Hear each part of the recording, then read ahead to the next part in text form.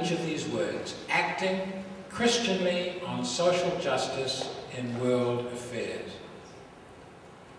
The first thing I believe that each of us needs to do when we are students here at Northwestern, and as we go on to graduate work and to professional schools, is we need to train a Christian mind.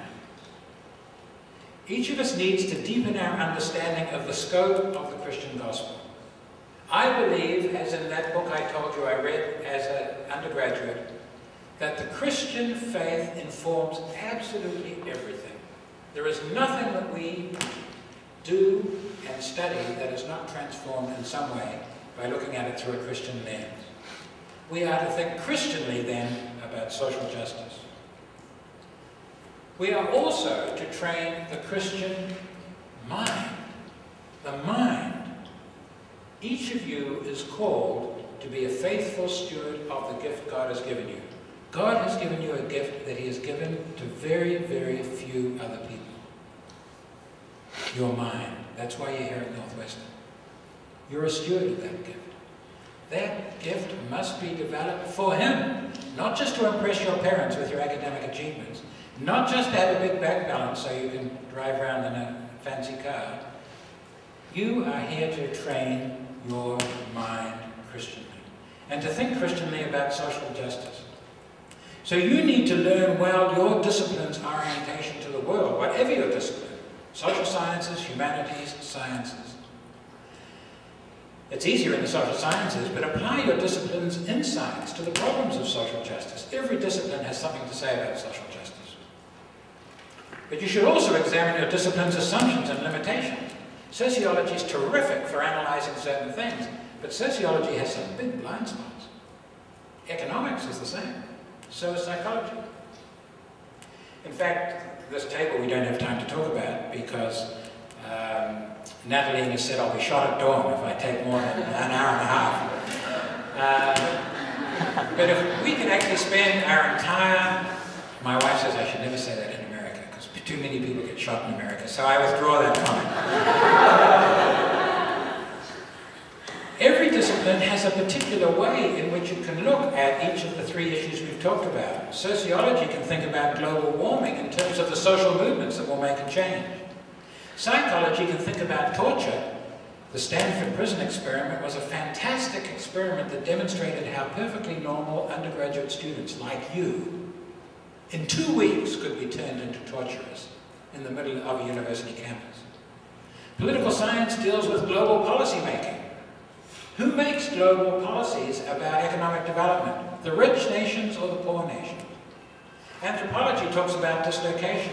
Economics talks about incentives in markets to change people's behavior. I believe that each of us needs also to act on social justice in world affairs.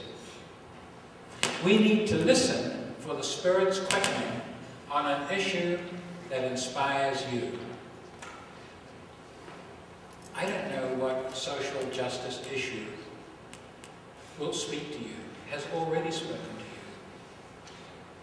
The global warming issue for me is quite a new issue. I've, of course, read the newspapers and listened to the news, but never has somebody actually come to me and said, why don't you make it a personal issue for you in your research and to think about as a Christian? Each of you, the Spirit of God is going to speak to, I believe, about some issue of social justice. Have your ears ready to hear. And one way that you can be waiting and ready for the Spirit is by reading the whole Bible. As Peter Chow said when he was talking to you, don't just read the bits of the Bible that you like. Read the Bible from beginning to end. And don't do as I used to do when I was a child or a young person, spiritualize those bits of the Bible that looked like they were too social and political and economic, and keep the rest. Take the Bible on its face, and take seriously what it says about society and politics and markets. And finally, act on social justice in world affairs. We need to be informed about world affairs. We need to find windows to the world. For instance, I get the New York Times every day, But I don't think that the American media is terribly good on many issues. So on my laptop computer, my default on Internet Explorer is the BBC Overseas World News. And during the day, I'm scanning it. So I've got a pretty good idea about the world news from the point of the BBC. I also get The Economist, an English kind of somewhat centre-right magazine, to get a sense of what the English and somewhat right-wing economists think about the world. But at the same time, I read a French magazine called Le Monde Diplomatique, which is almost Marxist in its orientation. But that's very helpful, because often it shakes up ways that I normally think about the world and makes me think about them in a fresh way. I encourage you to find Christian websites that deal with these issues of social justice and world affairs. And a website called the Micah Network is terrific. I've already talked about www.sojo.net, the website of the National Association of Evangelicals. And then I'm going to suggest to you, if I may, that Asian Americans have perhaps a special calling. I think Asian Americans are a great gift to the US Church. I want to say even more, I think Asia is a tremendous gift to the Church Universal. In many ways, the American Church, and even more the European Church, has lost its way. When I go into churches in Asia, I also always try to worship with Asian Christians. There is such excitement. There is such dynamism. There is such energy. There is such a clear working of the Spirit of God. And your advantages as Asian Americans is, in one sense, you have a foot in both worlds.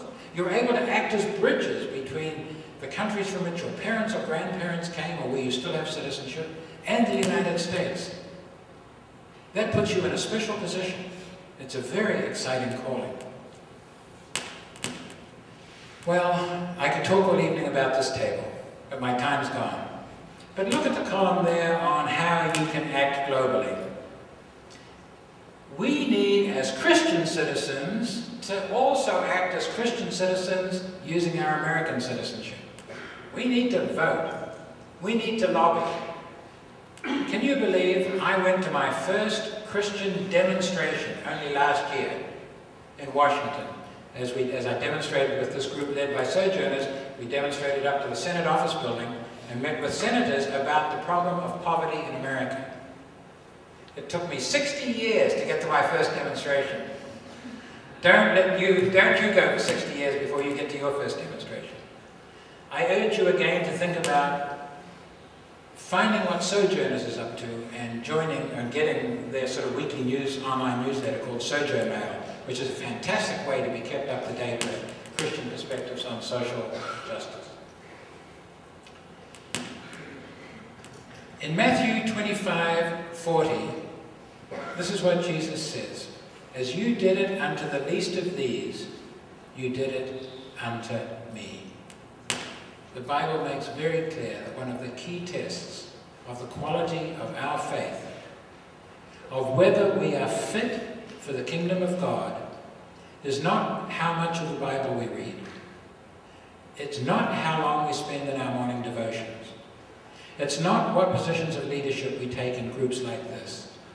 It's not how faithful we are in our local church. It is also whether we reach the poor and the needy and the weak. That's the call of our faith. And I hope that you and I will both, in our Christian lives, seek to make this a central part of our Christian calling, especially given the kind of distinctive niche that you as Asian Americans have in this country. Thank you.